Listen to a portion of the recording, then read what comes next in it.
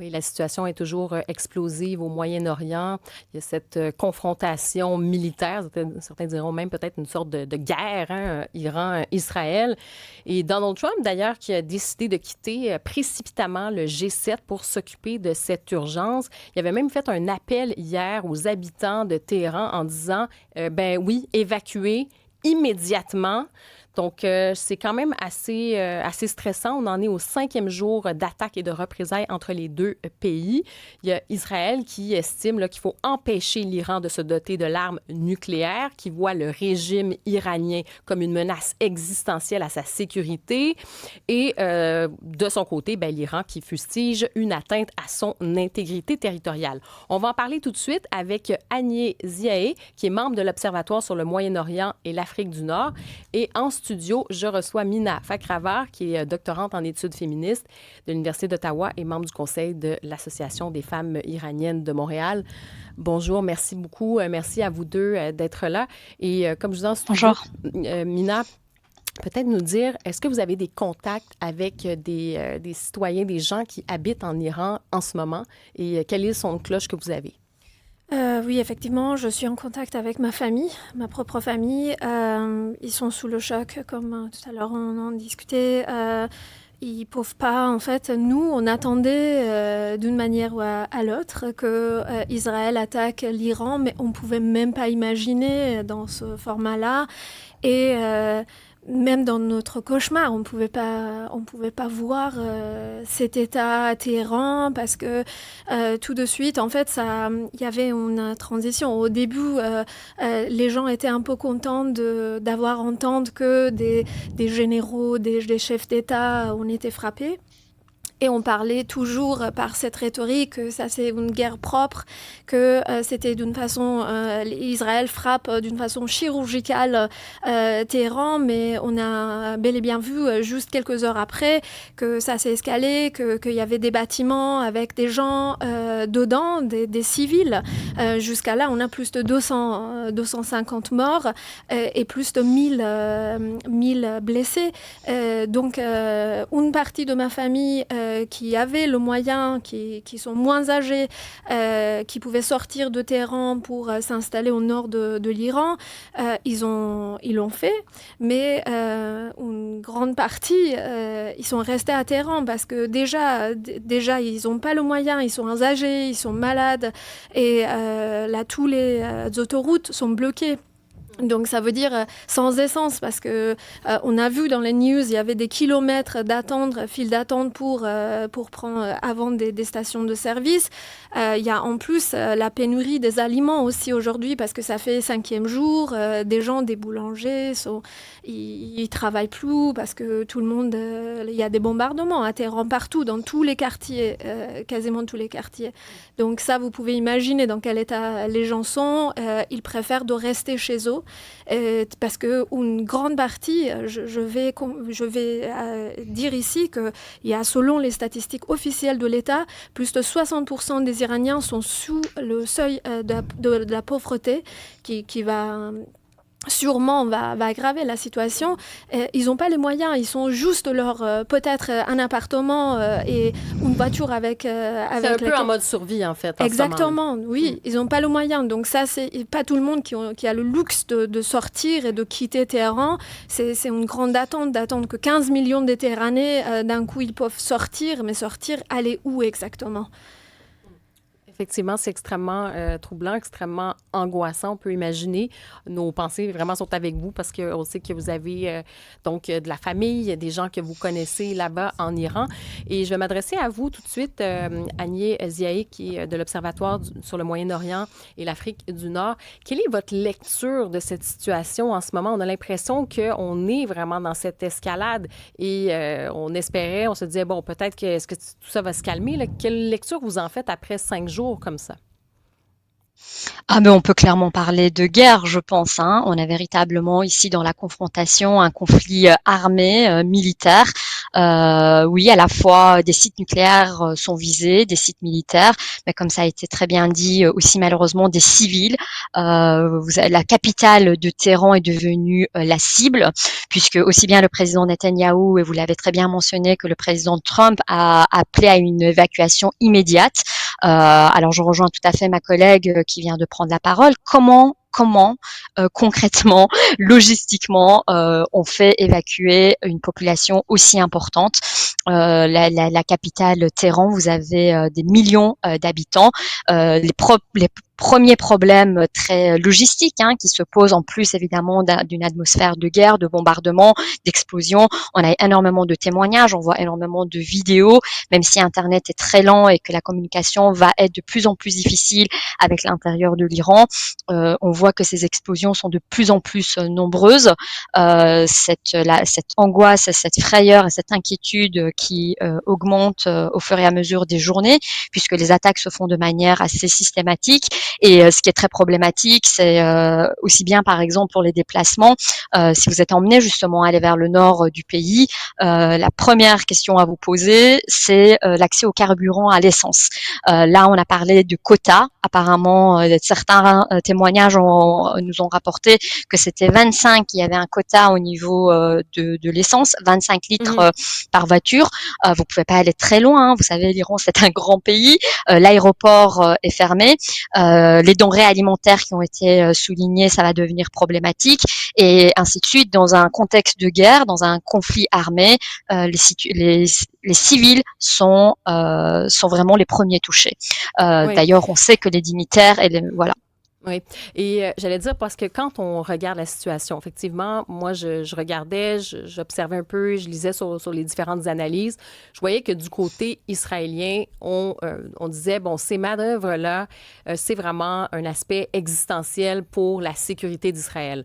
Parce qu'on l'a vu, après le 7 octobre, on a vu que l'armée israélienne, donc Tsahal, en fait, le gouvernement de M. Netanyahou, ils ont décidé de frapper extrêmement fort. Ils ont décidé d'aller, par exemple, ils ont même neutralisé certains proxys.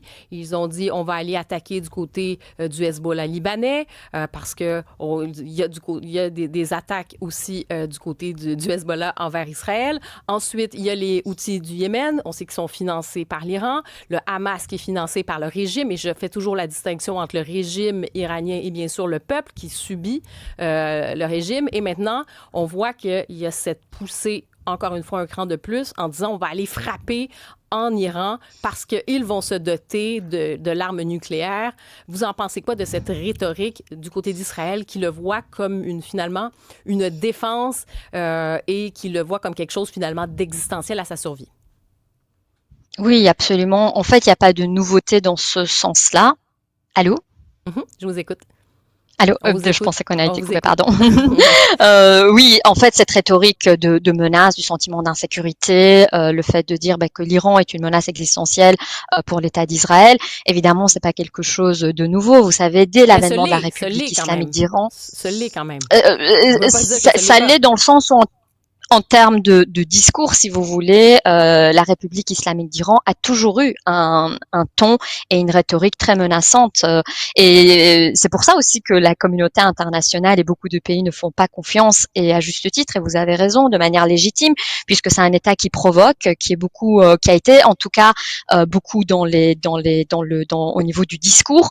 Ils sont passés quand même aux actes, puisque on se rappelle que ces 2 dernières années, il y a eu quand même des missiles balistiques qui ont été envoyés du côté iranien sur le territoire israélien. Ça a été intercepté par ce qu'on a appelé le dôme de fer. Oui, parce que s'il n'y avait pas le dôme de fer, je veux dire, il y aurait des milliers et des milliers de morts aussi, là. Oui, absolument. Il y aurait eu beaucoup plus de dégâts.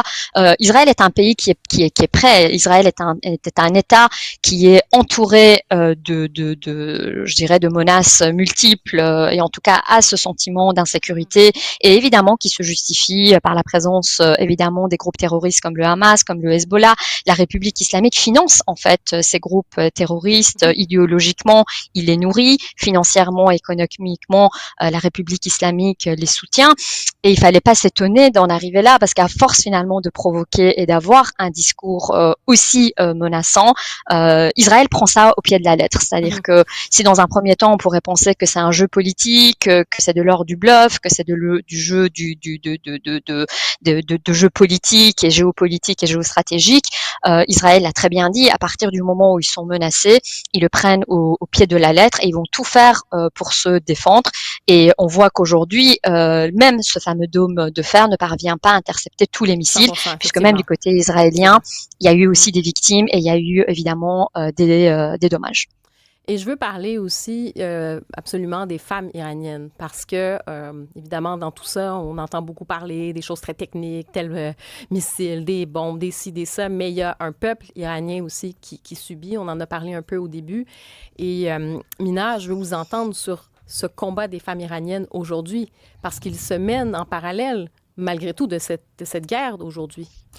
Oui, tout à fait. Première chose qui nous a frappé, c'était de récupération stratégique du slogan Femme, vie, liberté par Netanyahou dans son annonce, qui a adressé le peuple iranien en disant qu'on est avec vous et que c'est pas le peuple iranien et on vous aime, tout ça. À mon avis, ça c'est une insulte pour un peuple et pour toute la population des femmes iraniennes qui ont créé ce slogan avec leur sang et avec les mains nues. Et depuis septembre 2022, ils ont montré à quel niveau ils ont l'agencivité. Et ça efface leur subjectivation.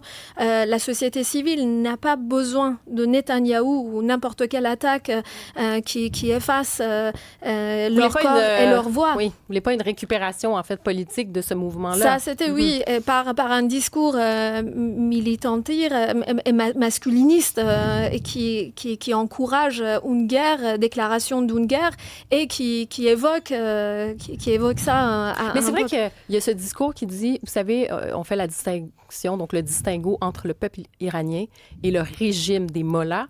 Et le régime des mollahs, il est contesté. Il est contesté beaucoup aussi en Iran. Comment les femmes, justement, arrivent? Est-ce que vous avez l'impression quand même que le régime est fragilisé et qu'il y a... Je ne vous dis pas que c'est nécessairement avec cette guerre entre Israël et le régime, mais est-ce qu'on se dit, il y a peut-être une opportunité, c'est un discours qu'on a entendu, pour faire renverser le régime des mollahs et que l'Iran puisse retrouver une forme de liberté, justement, et notamment les femmes là-dedans, mais pas que les femmes, mais les femmes aussi. Malheureusement, c'est l'inverse. Le régime était affaibli par les combats des femmes iraniennes, par la société civile, par le peuple. Et jusqu'à là, avant que la guerre commence. On sait que première population qui sont impactées par la guerre, ce sont des enfants et des femmes.